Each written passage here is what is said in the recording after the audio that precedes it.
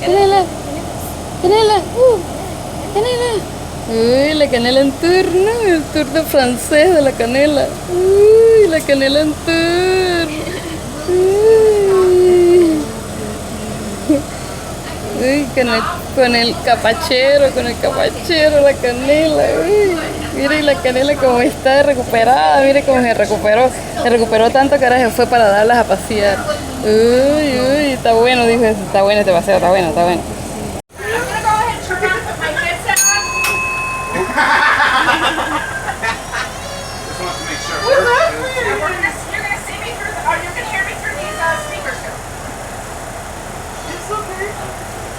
Yeah, your Uncle Frank scared you with the thing, didn't he? Oopsie. It's okay. It's okay. It was your Uncle Frank. No one trying to leave behind that one weird family member, right? See, in my family, I am the weird one. It's one of the reasons I became a professional driver. They cannot leave me behind again. In the sidewalk, there are various pink squares made out of Texas pink granite. On each square is one of the brands of the cattle companies that use the Shawnee Trail. Ahead in the sidewalk is a large pink circle, also Texas pink granite. That one's faded, but etched into it still is a map of the Shawnee Trail that went right through here. So this is a historic landmark. The artist is Robert Summers. The statue went up in 1994. There are a couple of the steer that are missing. They were removed for repairs because people like to climb on top of the statues and get a picture while riding. I cannot blame them. It is a fun picture to get, but it can sometimes break the statue. I want y'all to think about this. Riding atop a metal steer in the middle of Texas summer heat. Now that's one way to get rawhide, right? I actually had one of my passengers say that it's a good way to get a branded behind as well.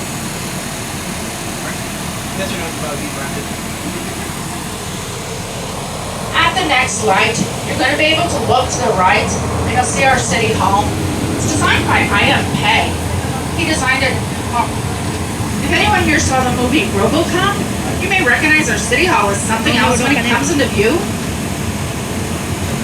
It's because it was depicted as Omnicore in the RoboCop movie. There it is to the right. Omnicore. If it looks smaller in person, it's because it is. They digitally added the upper floors for the movie. They actually copied most of the building and put it on top of itself. I'm going to explain to you a little bit about your tickets. If you have our hop ticket, the hop ticket allows you to hop off at any of our stops along the way, and I'll be back around in 90 minutes to pick you up. The hop ticket is also good for transportation tomorrow as well. Now, if you have our one loop ticket, you'll stay on the trolley the entire route, and you'll get off exactly where you got on. Now, if at any point you want to upgrade to the hop ticket, it's only $5 more per person. We're headed to our next stop, which is all part of the AT&T Discovery District. It's a park right in the middle of downtown Dallas. It's straight ahead of us, and at the far end of the park on the left-hand side is a building called The Exchange. That's a food hall. Inside there are 16 restaurants and bars. The main building is open till 10 p.m. The hours for the restaurants and bars do vary, so you either have to look them up online or do what I did and just look around when you go in. Now the real reason we're coming here is because of this 24-foot tall statue that's almost straight in front of us. Now we've caught the red lights. That means that gives us 30 seconds to send your fastest camera in each group to step off, get a picture, get right back on. One person from each group. Okay, so these two ladies will share them with everyone else, right? They're just gonna take a picture. Yeah. 3 ladies.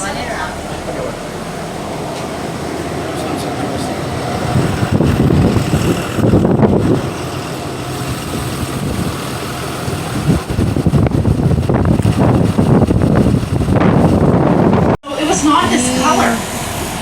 His name at first was the Genius of Telegraphy, and he was put on top of the AT&T headquarters building. He said the spirit of communication was brought down to ground level, or eye level, and that's when it became a lot more apparent. The statue was, well, we're going to say well endowed. It was a little too shocking for some people. So unfortunately for him, in 1984, he was castrated. was also in the 80s that they first covered him with gold leaf. I'm thinking it's an apology for removing some of his bits. Over 12,000 pieces of gold leaf were used to cover him over, and that's when he got the nickname Golden Boy. Now, the Golden Boy statue has been where he is since the very end of 2020. Before then, he was on display inside the AT&T headquarters lobby here, and he was too tall for that space, so he was on display while missing his head and one of his arms. Well, they brought him outside and put him all back together again. Except for that one piece he lost in the 80s, right? Now, we literally went around the block just to see that statue. We actually do that a lot on our tour, so all of our stops are closer than they may seem. They actually all fit in an area of about 1 square mile. Now, to our left, that is Pioneer Park Cemetery. Every person buried there was buried somewhere else first. 4 other cemeteries were brought together because they needed the land. And there are some of Dallas's founding members, including the first 4 mayors of Dallas. To our left is another view of Pioneer Plaza and the Shawnee Trail statue. If you'd like to see some live steer, the Fort Worth Stockyard has a live cattle run that they do twice a day. You can look up their location and schedule online. I believe they run at 11:30 and 4 p.m. Now, does anyone here know how our city got its name? Well, if you don't know, you're in good company, because nobody really does know. There are several different theories. The most commonly accepted theory is that our founder, John D. Bryant, he had just come here from Van Buren, Arkansas. That city was named after the U.S. president at that time. When he got here, the U.S. president was James Polk. Nothing wrong with the name Polk. Just doesn't have a good ring to it. Can you imagine cheering for the Polk Cowboys? Or a hit TV show running for 14 years named Polk? Townspeople didn't think it had a good ring either. So there was a meeting, and a woman named Mary Gilbert, she suggested we name it after the vice president instead. The vice president at the time was George Mifflin Dallas. This is only a theory because by the time anyone thought to ask our founder why he named the city Dallas, he was living in an insane asylum, so you really couldn't believe anything he said. It's actually the source for most of our different theories. Coming into view on our left is another angle of our old red courthouse. From here it looks like a castle, and you can see that there's actually gargoyles up on the roof ridge. The square building to our left on the ground, that is our John F. Kennedy Memorial, built in 1970 by Philip Johnson. He designed it to appear as if it was floating off the ground to represent the free spirit of John F. Kennedy. Jackie Kennedy approved the plans. The design is called an Open to a More Cenotaph. Lyndon B. Johnson was quoted as stating that when inside there, it is a place of quiet reflection. You can go in there and there's a plaque on the ground in the middle that says John Fitzgerald Kennedy, and the walls do drown out the sound of the city. It's fully funded by the citizens of Dallas.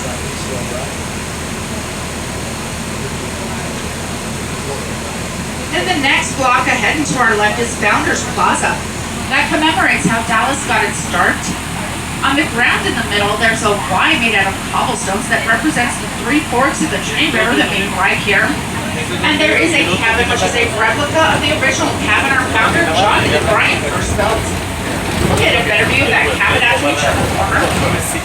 He came here in 1839, surveying the land for a trading post, finalized his plans while in Van Buren, and when he got back here in 1841, all the Indians he planned to trade with were gone. They'd all been relocated due to government treaty, so he lost all his customers. Decided to make a permanent settlement instead, and Dallas officially became a city on February 2nd, 1856. Now look ahead and to the left of that cabin reproduction. At the beginning of the tour, I said it served as the courthouse, trading post, post office, and his home, and it was for him, his wife, and 5 children. Imagine doing all of that in such a tiny space. Yeah, I would have gone crazy too. A little over a block ahead of us, we're going to be passing right by the old school book depository, which is now the 6th floor museum. The morning of November 22nd, 1963, Lee Harvey Oswald got a ride to work from a coworker Westfield Fraser. He got out of the car carrying a long slender package, told everybody that it was Kurt Bronsford's new apartment. Later went up to the 6th floor and from there allegedly shot and killed our 35th President of the United States, John F. Kennedy. The building to our right, second window from the top of the corner, that is where Oswald took his shots from, right up there. Ahead of us in the center lane, there are 2 white X's on the ground. The very first X is coming up on my left corner bumper here. That marks the spot where President Kennedy was when the shots first rang out. There's another X further up in the center lane, marks the spot where the motorcade came to a halt or pause after the shooting. These are not official Dallas landmarks. These were put in place by local conspiracy theorists. And if you're into conspiracy theories, to the right is the grassy knoll and picket fence. And it looks like we have 2 of our regular conspiracy theorists out here today. It was after the assassination that Dallas became known as the city of hate. Corporate America turned the backs on us. They took the Dallas Cowboys, becoming America's team, and a hit TV show named Dallas, running for 14 years to put us back on the map. They could not go anywhere without people talking about Dallas. I'm going to tell you now about one of our Texas men, Wade Morrison, who was actually a pharmacist from Virginia. He started to romance the doctor's daughter. The doctor was going to have nothing of it because he didn't think Wade could support his little girl. So he ran him out of Virginia. Wade ended up here in Texas, and back then, when you were a pharmacist, you were also a soda jerk. And people got bored with the soda flavors. So he teamed up with a chemist, Charles Alderton, created a brand new soda flavor that they ended up renaming after the doctor that ran him out of Virginia. The Dr. Pepper. Older than Coca-Cola. Originated in Waco in 1885, but renamed Dr. Pepper in 1904 and there in St. Louis.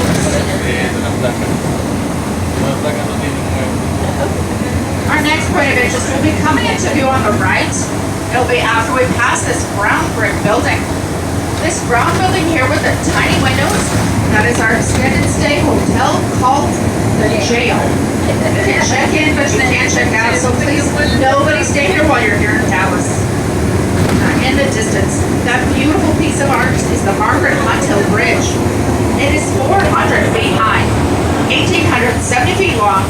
It's made of Italian steel, designed by Santiago Calatrava. Opened up in 2012. The bridge to our left is the Margaret McDermott Bridge. Those 2 arches are 350 feet high. It's 1,125 feet long. Has bicycle and pedestrian paths. Opened up in 2017. We're about to pass over the mighty Trinity River. Look at all that white water rushing by. Alright, I know it doesn't look like much of a river, but don't let it fool you. Back in May of 2015, it rained for 28 days straight. It filled this entire bowl 40 feet above its normal. I'm going to tell you now about one of our great businessmen, H.L. Hunt. He could have been known as a poker player as well. During the Great Depression, he had a cotton plantation in Arkansas that flooded out. Took him down to his last $100. He also had this party trick. You could hand him a deck of cards in any order, then shuffle it, and he could put it back in the original order. He took that party trick and his last $100 to New Orleans. There he gambled it and turned it into $10,000. That was a lot of money during the Great Depression. He went back to Arkansas and purchased a piece of land in a city now called El Dorado, and it's there that he got his very first oil strike. Got a taste of what it was being an oil tycoon and loved it. Another oil man during the Great Depression was Dan Joyner. Joyner found a large oil strike in East Texas. It was producing 100,000 barrels of oil a day. Today, it's still going strong as our East Texas oil fields. But Joyner was a terrible businessman. He oversold the leases, got sued, and went into hiding. H.L. Hunt heard about this, so he came to Texas, found Joyner, purchased everything from him for $1 million. This made H.L. Hunt the richest man in America overnight. Did you know that he had 14 children from 3 different wives? One of the children is Lamar Hunt, who founded the American Football League. He coined the phrase Super Bowl, started a team called the Dallas Texans, which later became the Kansas City Chiefs. And he's a member of 3 sports Hall of Fames: golf, tennis, and football. Now everyone look to the right. That is one of the more iconic views of our Dallas skyline. A lot of professional pictures have been taken from right here. I'm going to hold up so everybody can get that skyline picture. While you're doing that, I want you to take note of that glass building that comes to a point. I'll be telling you more about that one in a little bit.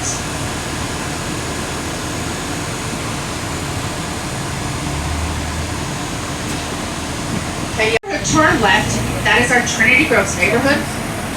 It's a restaurant concept community. If you have an idea for a restaurant, you try it out in there, and if you're successful, you move out to make room for someone else.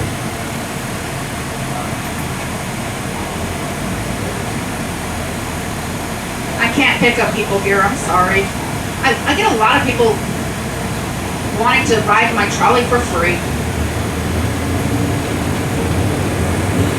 The neighborhood to our left is the Trinity Groves neighborhood restaurant concept community. If you have an idea for a restaurant, try it out in there. And if you're successful, you move out to make room for someone else. So everything back there is local. Also, there's an address in there. It's 105 Herbert Street. That's where Bonnie and Clyde first met. So there is a little history back there as well. Now look at all this land along the river. This is all part of the largest urban park in America. 10,000 acres and 10 times the size of Central Park in New York City. It's all part of the Trinity River Portal Project. The bridge to our left, that is the old Continental Bridge. It's the first bridge that went over the Trinity River, built in 1930, and over the years it's become run down. So now it's a pedestrian-only bridge. It was renamed the Ronald Kirk Pedestrian Bridge. Ahead of us on the skyline is a tall glass building that comes to a point. That is Fountain Place. Fountain Place is designed by world-famous designer I.M. Pei. I.M. Pei was the first non-Frenchman to design a building here in Dallas. He's Chinese-American. He actually designed several buildings in our very own downtown, including that city hall that we saw earlier. Fountain Place was originally a twin tower project, but due to budget shortfalls that happened in the 1980s, due to the savings and loan scandal, there was not enough money for the second tower. Now they did finally build the second tower of Fountain Place, but it's not a twin tower, it's more of a sister tower. The glass building to the left of the pointed one was actually finished a couple of years ago. It's called Fountain Place for good reason. At the base of those buildings, there are over 100 dancing fountains. After we pass these buildings on the right, you're going to be able to look over the trees and see a building that has trees coming out of its top. And that is our Dallas World Aquarium. The square building to our left with the diagonal glass, that is our Pearl Museum. And this is the best view of the building here to the left.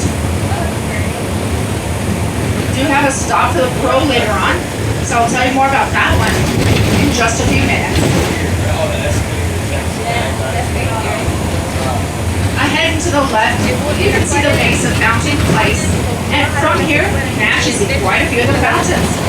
Up close, it's a spectacular display, and it's even better at night because all those fountains are lit from within, which makes the water glow at night. We're going to work our way around the block to our stop for the Dallas World Aquarium. They're known for having some of the more exotic exhibits. They're the only place in America to have a public exhibit of the three-toed sloth. They're one of the few to have the exhibit of the leafy sea dragon. That one actually looks like a stick with leaves swimming around. It's a species of seahorse. What's really neat about our aquarium is inside there is a recreation of the Orinoco rainforest. That's why there are trees coming out of the top of the building. After you get your tickets, you start at the top of that forest, work your way down and around and through it. You'll see birds flying free, three-toed sloths in the trees. You'll see reptiles swimming around in the water. It is its own micro-ecosystem. They have a monkey island, and they have an exhibit of warm weather penguins. The penguins are from South Africa, so they're actually very comfortable here in the Dallas climate.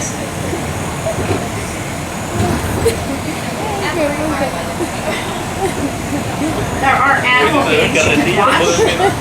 You can watch them feed the otters, the penguins, and the sharks.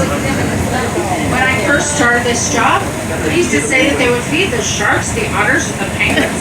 And it was pointed out to me that it sounded like I was saying they were feeding the otters and penguins to the sharks. So I had to rearrange that one just a little bit. And this is our stop at the Dallas World Aquarium. The entrance to the aquarium is down the street and to the right. Anyone hopping off to view sea life. The biggest of the gemstones is a 1-ton, 5-foot-long purple amethyst geode that was nicknamed Grape Jelly. And this is our stop at the Peru Museum. Anyone hopping off for nature and science. This museum is the #1 kid ticketed in the area for good reason. It's because this is the world's most interactive museum. Even the courtyard, which is on the other side of this wall, is designed with kids in mind. Kids can run around and play, and they can climb on all the sculptures there. So you can get a picture of the kids playing leapfrog across rock sculptures. They also have a giant xylophone out front. I was playing on it one day, and I was doing so well that everybody started yelling, "Don't stop, don't stop!" Or maybe they were actually yelling, "Stop, don't, stop, don't." Straight ahead of us is one of Dallas's more dubious distinctions. We are home to the largest Hooters in the nation.